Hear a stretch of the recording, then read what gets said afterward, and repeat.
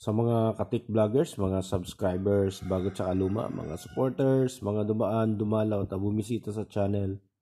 Lahat ng mga viewers, secret viewers, at silent viewers, magandang araw. So meron lang tayong i-review tungkol sa isang amplifier na bumili tayo ng bareboard mga 6 months ago at ngayon lang natin nabuo. So meron tayong schematic dito. Itong schematic na to, ito yung upgraded version ng nabuo natin. So napakaganda ng circuit niya. So, ang pinagkaiba dito sa binuo natin ay ito, meron ng dalawang pares ng output. Tapos, yung kanyang trim pack dito ay nasa 1K. Yung sa atin naman ay 500 ohms lang. Tapos, yung kanyang voltage rail ay nasa 45. Yung ginawa natin ay 40 volts lang. Tapos, meron na siyang protection diode. So, itong protection diode na to ay reverse polarity protection tsaka over voltage protection. So ito nakikita naman natin na 4001 yung nakalagay. So ibig sabihin 50 volts 1 ampere na rectifier diode. So in kaso na mag-over voltage ka, lumampas ka ng 50, so hindi maapektuhan yung input stage natin. Ito lang yung masisira yung diode. So ganun din sa kapag nagkaroon ng reverse polarity, hindi rin papasok yung voltahe doon. So yun lang yung mga pinagkakaiba doon sa circuit natin na binuo kumpara dito. So dito lahat ng mga value na yan ay pare-pareho na lahat yan sa 5.3 tsaka sa 5-3 na X2 Cymasim. So dito sa input stage makikita natin meron siyang naka-double differential din siya. Kaya lang yung connection niya ibang klase rin. Yung first stage yung first differential stage ay naka-series siya papunta sa second differential stage. Yan, kung titingnan nyo. Tapos ang maganda pa dito sa circuit na to, yung kung makikita mo rito sa input niya, hanggang papunta dito sa feedback,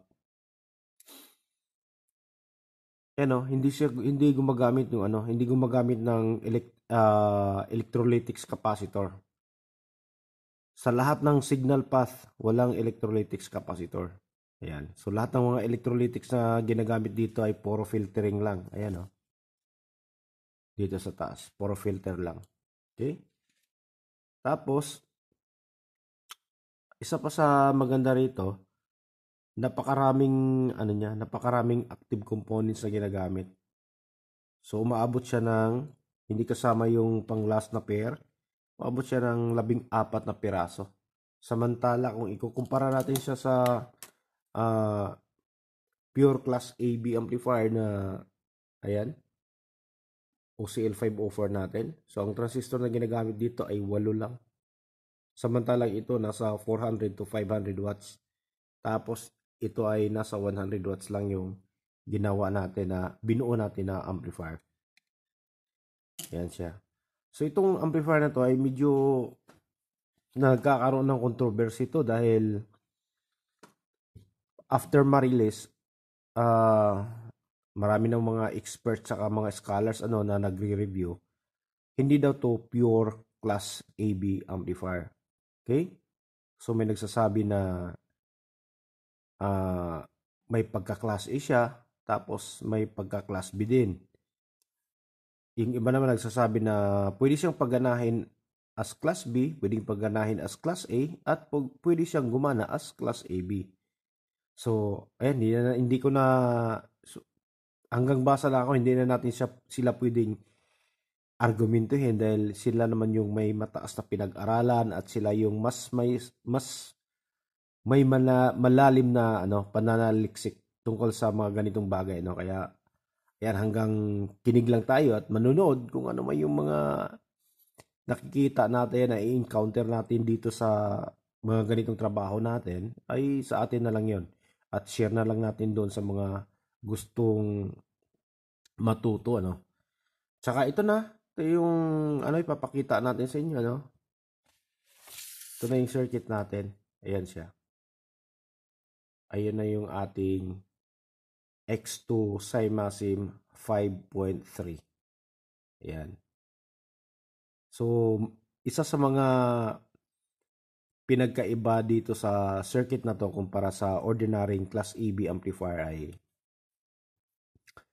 ang kanyang pinakamababang frequency, bumababa siya hanggang 3.7 Hz.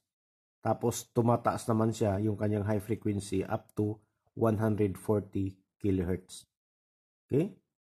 So kung sa ibang amplifier ay ano lang siya hanggang 30, pinakamababa siguro yung ibang 25 Hz, tapos pinakamataas yung 100 kHz sa high frequency. So dito sa kanya, 3.7 yung pinakamababa, 3.7 Hz at 140 kHz naman yung pinakamataas na frequency. Yan. So ito na yung itsura ng circuit natin, no? Yan. So ang ano lang dito, dahil nga nung nabuo ko na yung circuit, at syempre, dahil nga walang makapagsabi at palaging may mga argumento sa iba't ibang forums na walang makapagsabi nga kung saang classification ba nabilong tong Cymasim 5.3 at saka 5-3. Kung nabilong ba yung sa classification A, classification B, or classification AB. So dito, nung nabuo na natin yung circuit, tiningnan natin yung bias voltage tsaka bias current. So doon napansin natin at nakita natin na nasa high side talaga siya, na pang class A yung kanyang biasing. So alam naman natin na kapag nasa high side siya, alam natin na yung ating mga driver transistor tsaka yung ating output ay babagayan. Kaya ito, paalala ko lang sa mga gustong magbuo ng mga ganitong klase na circuit, na kailangan bago kayo magbuo ay mag-prepare na kayo ng mga malalakit makakapal na heatsink tsaka hindi mawawala yung cooling fan. Okay? Sa mga gustong magbuo ng ganito. Tapos, siguraduhin nyo lang na bago kayo magkakasano mga pinaka-importante yung mga resistors, siguraduhin nyo lang, i-test nyo isa-isa na bago nyo isalpak ay nasa tamang value talaga siya. Kasi sayang naman, kasi napakasilan kasi ng circuit na to. Napakasilan. Tapos, ang laki pa ng power consumption. Ang power consumption nito ay umaabot sa, ang hinihingi na power nito para maibigay niya yung 100 watts ay kailangan meron kang 10 ampere na power supply. Okay? So kung medyo alanganin yung power supply mo o gumagamit ka ng linear power supply, baka susunugin lang yon. O kaya switching power supply, baka sisirain lang. So ganito kasilan tong circuit na to. Pero ang kapalit naman nun ay yung kagandahang tunog naman. Yan lang. Okay? So ito, tatry natin para marinig nyo mismo na gumagana. Papakita din natin yung bias niya. Na yun na yung pinakamababang bias na in-adjust natin.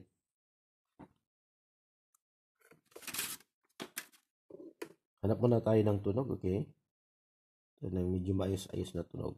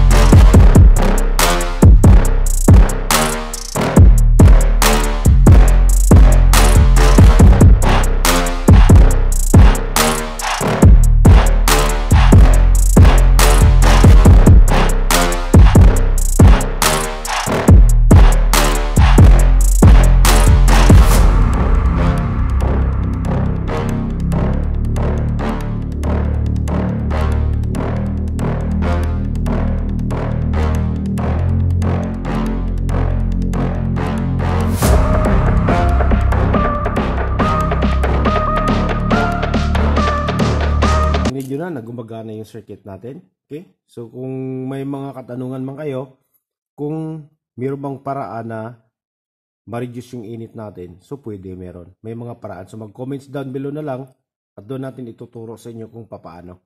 Okay? Paano natin yung pag-generate ng matinding init, pwede nating ma-adjust yan at pwede pa nating mas babaan kunti yung kanyang tinatawag na bias voltage sa ibang paraan naman.